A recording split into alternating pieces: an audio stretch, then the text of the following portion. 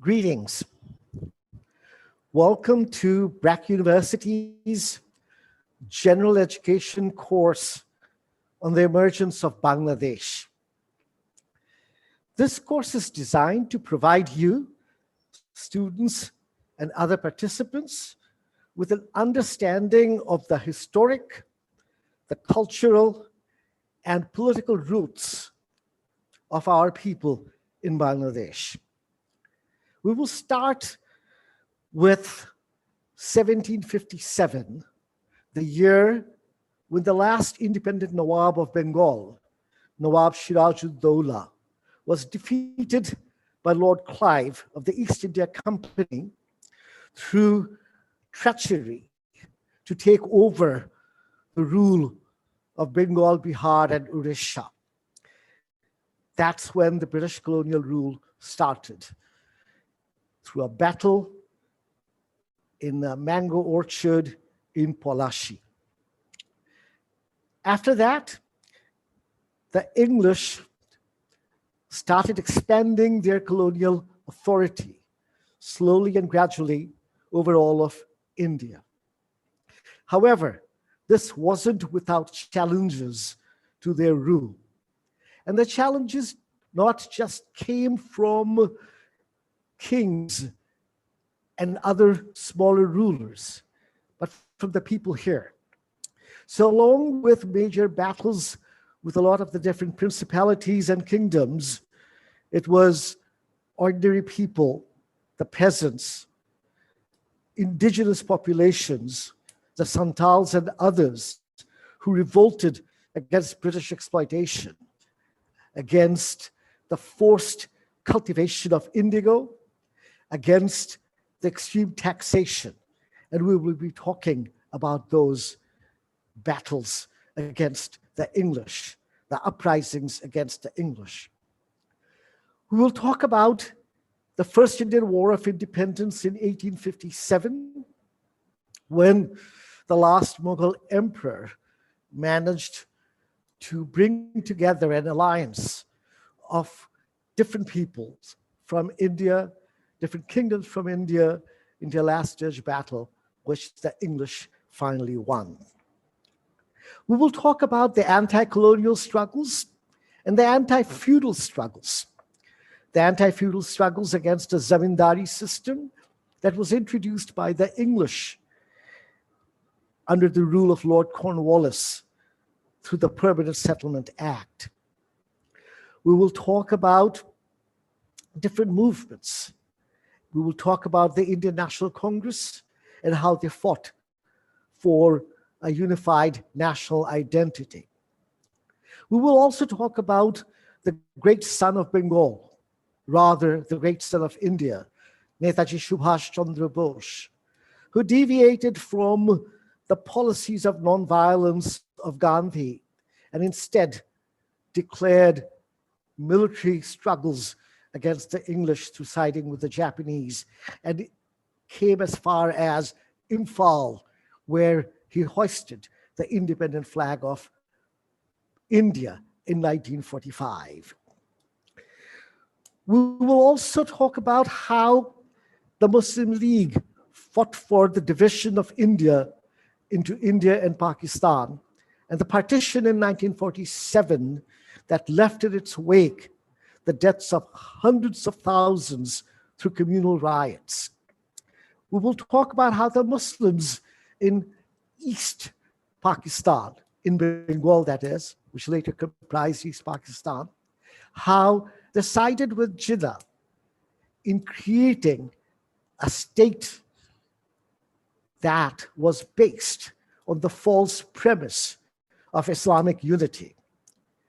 We will then analytically try to understand how the promise of Pakistan faded within a few months, how the myth of a nation only based on religious values dissolved in a mere few months. So while partition was in 1947, as early as 1948, Bengalis realized that what the Pakistanis wanted was absolute domination over East Pakistan. started with cultural domination to the imposition of Urdu as the national language of Pakistan, the only national language of Pakistan, where the majority of the people spoke Bangla. It continued with economic oppression, the expropriation of surplus from East Pakistan and the transfer of resources to West Pakistan, leading to the impoverishment of the people here, leading to great regional disparities.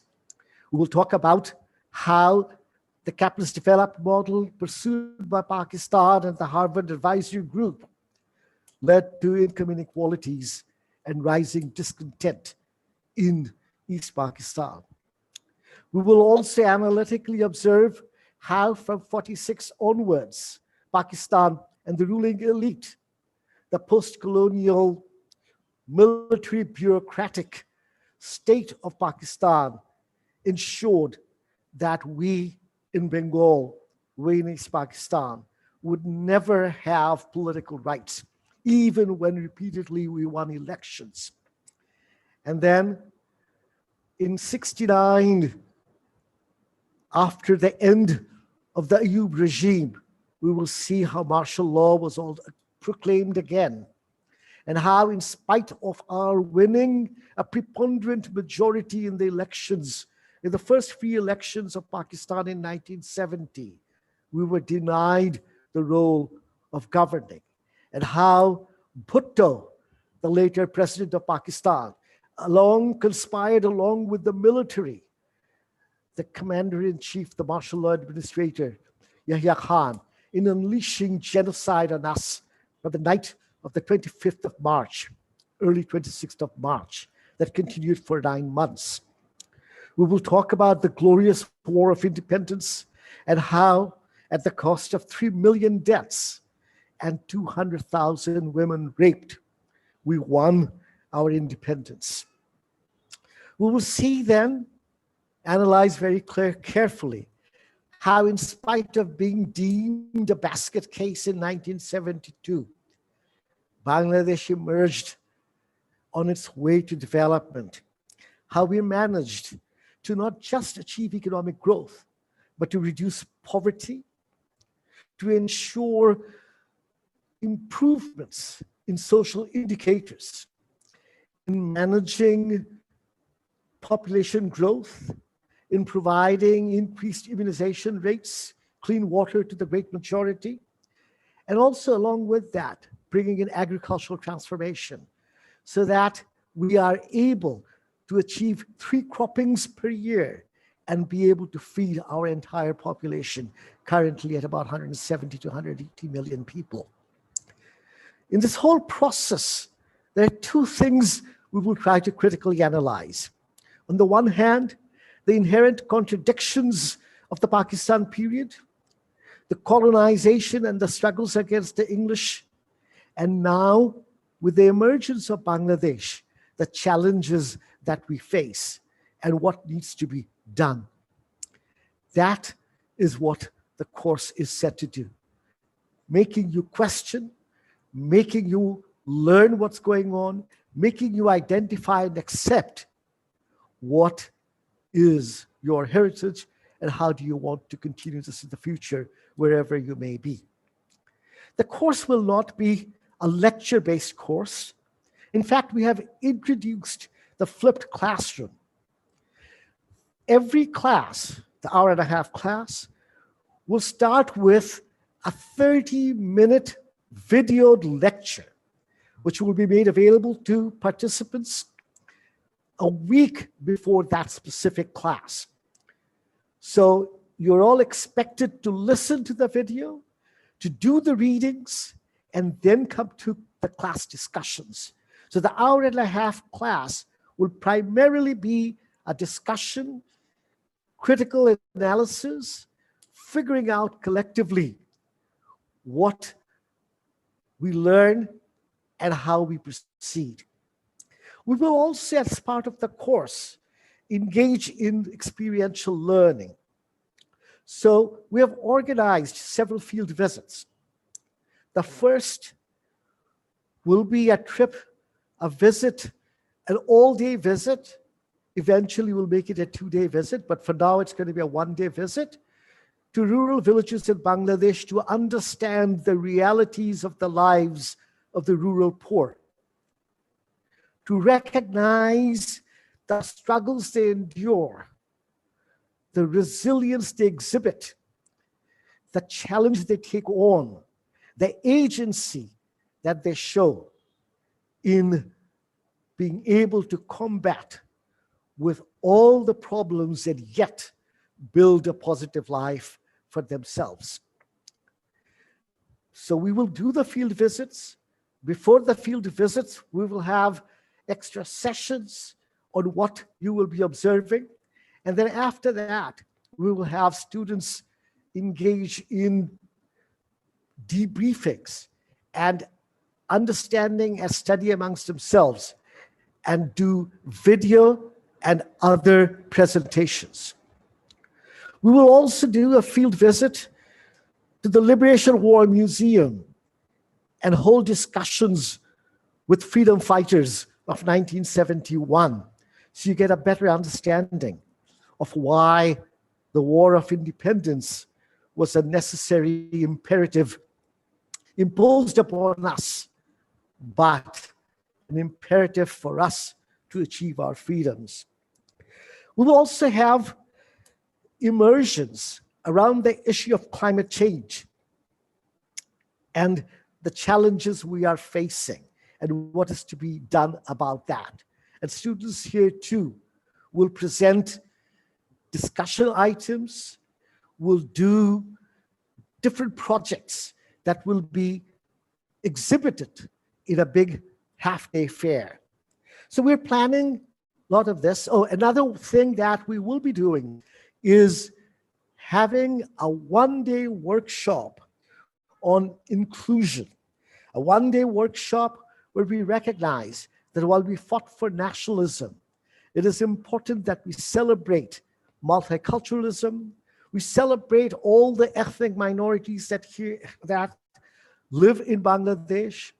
We examine and share the differences that we have amongst us so that we are able not just to build a more socially integrated Bangladesh, but a more integrated global world.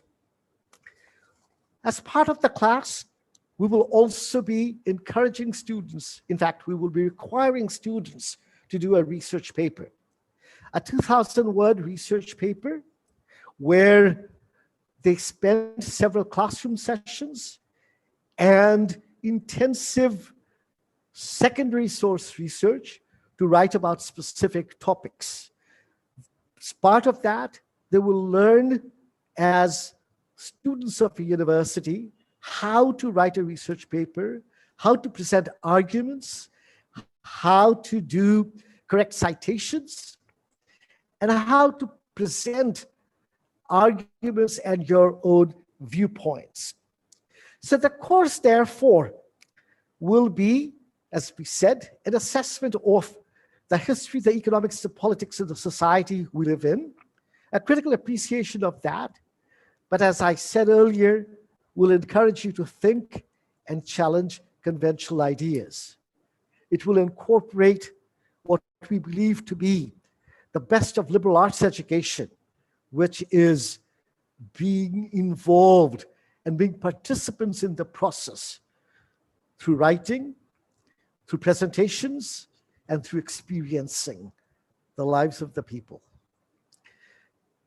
We will end here with the introduction. Your individual class teachers will talk to you more about the class requirements and what each class will cover. Thank you very much. We are really excited about this course. We spent an entire semester designing it and putting it together. We hope you enjoy it. And even if you're not taking it as a course requirement, you're welcome to listen to the different lectures, which we will eventually make available, and participate in this journey of discovery that we're all going through. Thank you. Khuda Hafiz. Goodbye.